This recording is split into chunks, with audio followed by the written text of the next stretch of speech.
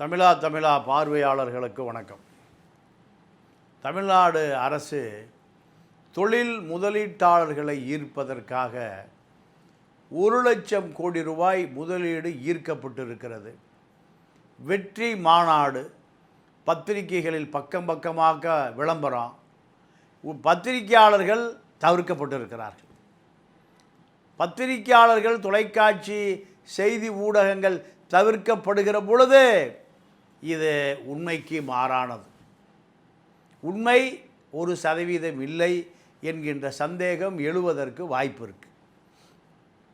ஆந்திராவில் ஜிஎஸ்டி 9%, தமிழ்நாட்டில் 18%. எந்த தொழில் முதலீட்டாளர்களும் வரி 9% இல்லாத ஒரு மாநிலத்துக்கு செல்வார்களா? 18% ஜிஎஸ்டி உள்ள மாநிலத்துக்கு வருவார்களா? இது ஒரு மிகப்பெரிய கேள்விக்குறி. தொழில் அமைச்சர் கீர்த்தனா அவர்களுடைய ஸ்பெஷல் பிஏ, அரசு பிஏ சரவணன் 1 கோடி ரூபாய் லஞ்சம் கொடுத்து கோவை ஜிஎஸ்டி அலுவலகத்திலிருந்து இங்கே பணி நிமித்தமாக பதவி ஏற்றிருக்கிறார். இந்த சரவணனிடம் 1 கோடி ரூபாய் வாங்கியவர் ரவி தேஜா கத்திரிப்பள்ளி. இவர் போன ஆட்சியில் திமுகவுக்காக வேலை பார்த்த ஒரு கார்ப்பரேட் தரகர். இந்த கார்ப்பரேட் தரகரை வைத்துக்கொண்டு கீர்த்தனா அவர்கள் இப்பொழுது சர்வதேச வலைப்பின்னலுக்கு சென்று விட்டார். கார்ப்பரேட் நிறுவனங்கள் கொடுக்கிற அந்த கோடிகளை எந்த நாட்டில் முதலீடு செய்ய வேண்டாம் என்கின்ற தொடர்பு வரை கீர்த்தனா வந்து விட்டார். சிவகாசியில் அவருக்கு 6,5 கோடி ரூபாய் பங்களா ட்ரஸ்ட் மோட்டார்ஸ் வாங்கி கொடுத்திருக்கிறார்கள். எதற்காக இந்த 6,5 கோடி ரூபாய் பங்களா வாங்கி கொடுக்கப்பட்டிருக்கிறது அமைச்சர் கீர்த்தனாவுக்கு? உண்மையா பொய்யா? இந்த கீர்த்தனா அமைச்சரை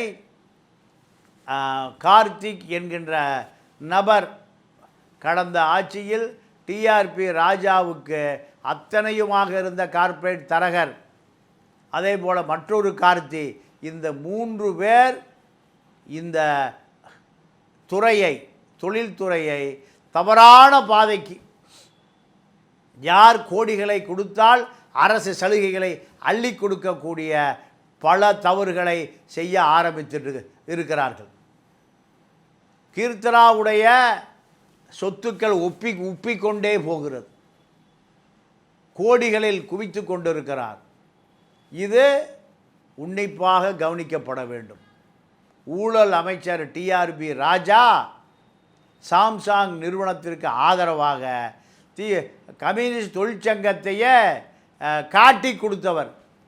அவர் தந்தையார் டிஆர் பாலு சேது சமுத்திர திட்டத்தில் 2,000 கோடியை கொள்ளையடித்து ராஜாத்தி அம்மாளுக்கு தாரை வார்த்தவர்.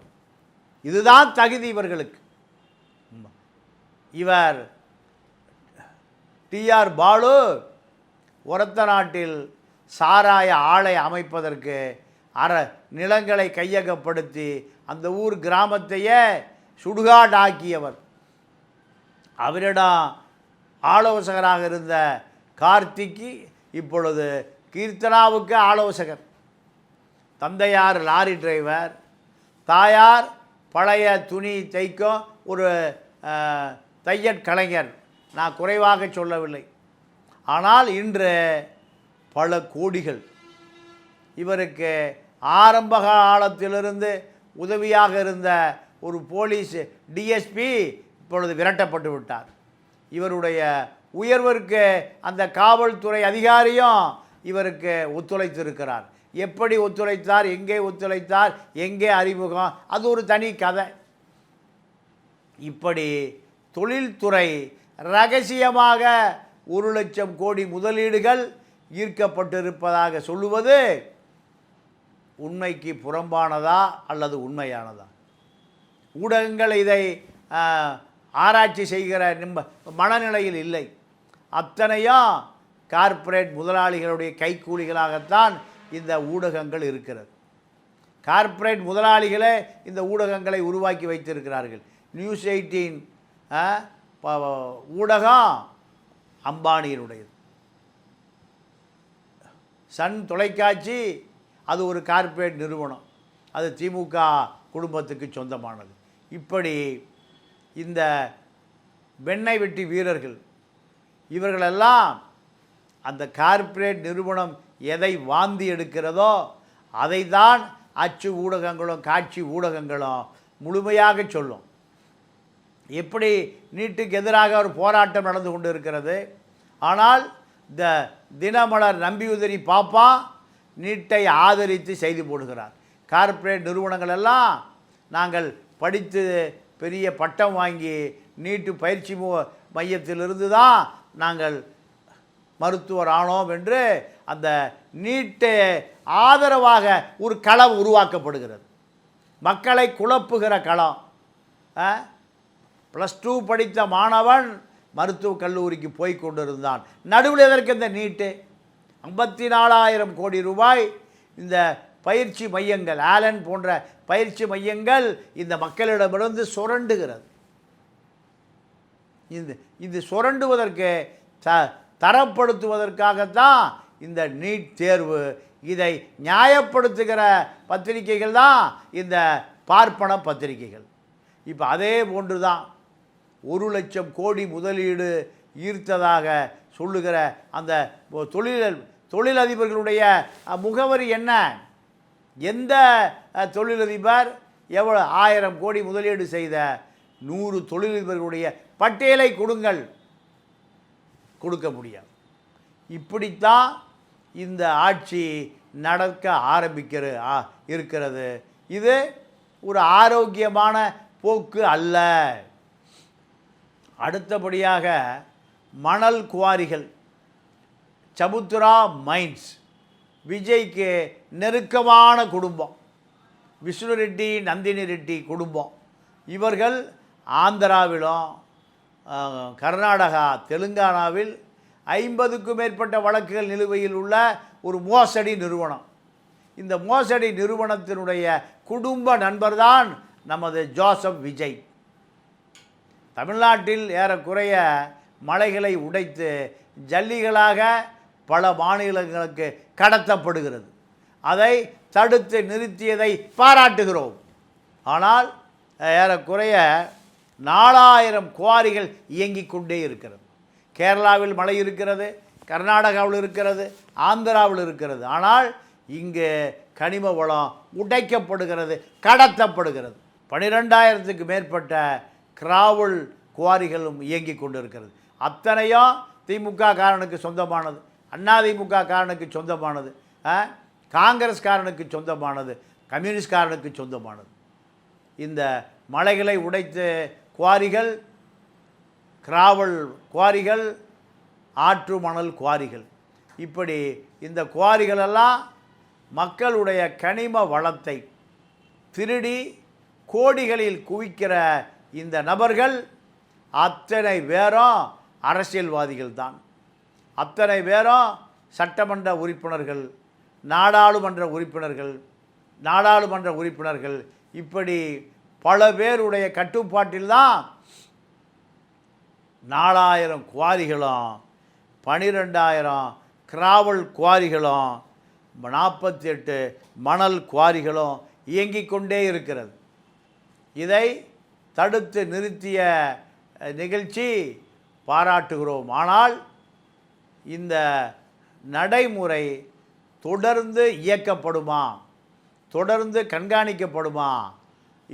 விஷ்ணு ரெட்டியினுடைய சமுத்ரா கிராவல்ஸு மணல் எடுப்பதற்கும், கிராவல் எடுப்பதற்கும், ஆற்று மணலை திருடி விற்பதற்கும், மலைகளை உடைப்பதற்கும் அனுமதிக்கப்படுமா? விஜய்க்கு நெருக்கமான நண்பர் என்கின்ற காரணத்தினால் அது அனுமதிக்கப்படுமா என்ற கேள்வி எழுகிறது. அரசே குவாரி நடத்தப் போகிறது. ஆனால் லாரி கான்ட்ராக்டர்கள் தான் சமுத்ரா மைன்ஸ். இப்போ இந்த சமுத்ரா மைன்ஸு தமிழ்நாட்டில் இருக்கக்கூடிய கடந்த கால குவாரி அதிபர்களை, குவாரி உரிமையாளர்களை ரஹிமா பானு என்கின்ற பெண் முழு முகவரியும் எடுத்து நாங்கள் உங்களுக்கு கொடுக்குறோம் என்று அத்தனை பேரிடமும் பல ஆயிரம் கோடி ரூபாய் பிரபல தாதாக்களை வைத்து வசூல் செய்து கொண்டிருப்பதாக செய்தி வருகிறது. இதையெல்லாம் முதலமைச்சருடைய கவனத்துக்கு வருகிறதா, அதாவது முதலமைச்சர் பெயரை தவறாக பயன்படுத்தி இந்த விஷ்ணு ரெட்டி முறைகேடு செய்கிறாரா என்பதை விஜய் அவர்கள் கண்காணிக்க வேண்டும். அப்படி கண்காணித்தால் மட்டும்தான் தமிழ்நாட்டினுடைய கனிம வளங்கள் திருடப்படாமல் தவிர்க்கப்படும். தமிழ்நாடு நலன்கள் அத்தனையும் பறிபோய்விட்டது, கொள்ளை போய்விட்டது.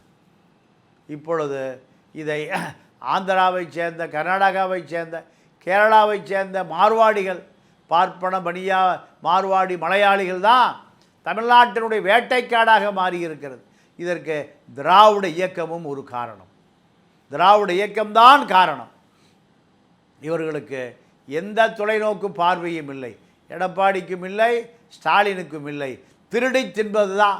பல ஆயிரம் கோடியை தானோ தன்னுடைய சகாக்களும் சட்டமன்ற நாடாளுமன்ற உறுப்பினர்களும் மாநகராட்சி மன்ற உறுப்பினர்களும் மேயர்களும் திருடுவது தான் திராவிடத்தினுடைய இரண்டு கொள்கைகள்.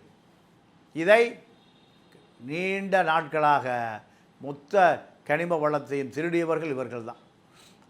இதன் காரணமாகத்தான் இந்த மக்கள் வெகுண்டெழுந்து புது முதலமைச்சரை கண்டுபிடித்திருக்கிறார்கள். அந்த முதலமைச்சரும் விஷ்ணு ரெட்டி மூலம், சேகர் ரெட்டி மூலம், மணல் ராமச்சந்திரன், மணல் ரத்னம், படிக்காசு, ராசப்பா, கேசி பழனிசாமி இது போன்ற கொள்ளைக்காரர்களிடம் இந்த கனிம வள திருட்டை நடத்தினால் கண்டிப்பாக தமிழ்நாடு சுடுகாடாக மாறும். குருவை காய்ந்து குருவையை விளைவிப்பதற்கு விவசாயிகள் நிலத்தடி நீரை நம்பி இருக்கிறார்கள். 500 அடி 1000 அடி என்று நிலத்தடி நீரிலிருந்து இந்த குருவையை காப்பாற்ற முடியுமா அல்லது சம்பாவை காப்பாற்ற முடியுமா என்றால் சம்பாவும் குருவையும் இனிமேல் தமிழ்நாட்டில் கனவாக மாறி போய்விடுகிறது. தமிழ்நாட்டினுடைய அரிசி தேவையை ஆந்திரா பொன்னியும் கர்நாடகா பொன்னியும் தான் நிறைவு செய்கிறது. ஆந்திராவும் கர்நாடகாவும் இந்த நிலத்தை, அரிசியை தமிழகத்துக்கு தரவில்லை என்றால் தமிழ்நாடு பட்டினி சாவாக மாறும். இதை பற்றி எடப்பாடிக்கும் கவலை இல்லை, ஸ்டாலினுக்கும் கவலை இல்லை. இப்பொழுது தமிழ்நாடு அரசு, விஜய் அவர்கள் இதில் துரித நடவடிக்கை எடுத்து காவிரி காய்ந்து காவிரி டெல்டா பகுதி முழுமையாக வறண்டு போய்விட்டது. விவசாயிகளும் வறண்டு போய்விட்டார்கள். ஆனால் முத்துப்பேட்டை நெல் கொள்முதல் நிலையத்தில் 10,000 மூட்டை நெல் முளைத்து விட்டது. இந்த நாட்டில் பெரிய எழுச்சி ஏற்பட்டிருக்க வேண்டும், புரட்சி ஏற்பட்டிருக்க வேண்டும். ஆனால் அப்படி எதுவுமே நடக்கவில்லை. 10,000 மூட்டை நெல் வீணாக போய்விட்டது. யாருக்காவது எதையாவது இந்த விவசாயிகள் ஒரு பெரிய போராட்டமோ ஆர்ப்பாட்டமோ, ஏறக்குறைய 6 மாத கால உழைப்பு பயிராக முளைத்து விட்டது சாக்கு மூட்டை. தமிழர்களே, தமிழ் தேசிய அரசியலை கற்றுக்கொள்ளுங்கள். தமிழர்களுக்கான அரசியல், தமிழ் தேசிய அரசியல்தான் தமிழர்களை காப்பாற்றும். 234 தொகுதிகளிலும் உண்மையை உறக்கச் சொல்லுவதற்கு நிருபர்கள் தேவை.